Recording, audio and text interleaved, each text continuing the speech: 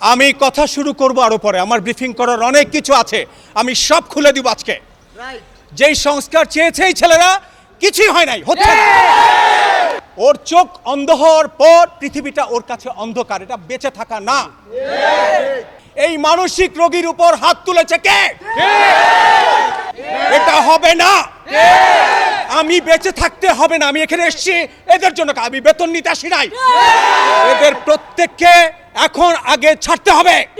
আমার প্রথম দাবিটা হচ্ছে, আমি শহীদ জুলাই স্মৃতি ফাউন্ডেশনের সিইও, আমি লেফটেন্যান্ট কর্নেল অবসরপ্রাপ্ত কামাল আকবর। আমার প্রথম কথা হচ্ছে, আমি এখানে মিডিয়ার সামনে কথা বলবো তার আগে আমার যে সকল আহত ভাইরা বিভিন্ন জায়গায় বন্দি বা অবরুদ্ধ আছে তাদেরকে আগে ছাড়তে হবে। আমি আপনাদের একটা কথা বলছি, আমি আপনাদের মাধ্যমে আমাদের জাতিকে জানাতে চাই, যেই ছেলেটা এই চক্ষু বিজ্ঞান ইনস্টিটিউটে একটা চোখ হারিয়েছে, আরেকটা চোখ 7 দিন পরে সে হারাবে। পৃথিবীর আলো সে দেখবে না। ওর গায়ে কে হাত তুলেছে এটা জাতিকে জানাবো। যেই হোক, এটা আমাদের সমগ্র জাতিকে জানাতে হবে। জাতি পাশে আছে। এখানে কিছু দূরভিসন্ধিমূলক চক্র আমার শহীদের গায়ে হাত দিবে, যে হাত দিয়েছে, পা দিয়েছে, 1 চোখ 2 চোখ জীবন সব দিয়েছে। আর কত চান? আর কি চান? আমরা দেব রক্ত, আমরা দেব রক্ত, আমরা দেব রক্ত। আমি কথা শুরু করব আরো পরে, আমার ব্রিফিং করার অনেক কিছু আছে, আমি সব খুলে দিব আজকে। যেই সংস্কার চেয়েছে এই ছেলেরা কিছুই হয় নাই, হচ্ছে না। আমি স্বাস্থ্য অধিদপ্তরে গত পরশুদিন মাননীয় উপদেষ্টার সাথে 2.5 ঘন্টা কথা বলে সব জানিয়ে এসেছি। তারপর দিন গতকাল সকালবেলা জুম মিটিংয়ের মাধ্যমে সকল ডাইরেক্টর, ইনক্লুডিং দিস এনআইও ডাইরেক্টর, তিনিও ছিলেন।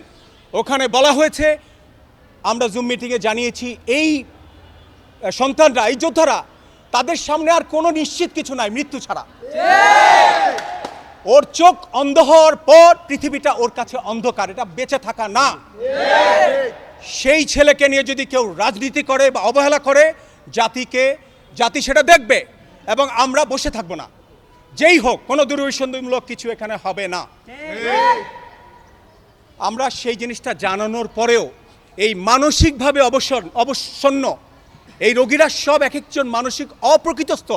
আপনারা যাকে বলেন উনি মেন্টাল পেশেন্ট হয়ে গেছেন অনিশ্চিত ভবিষ্যতের জন্য।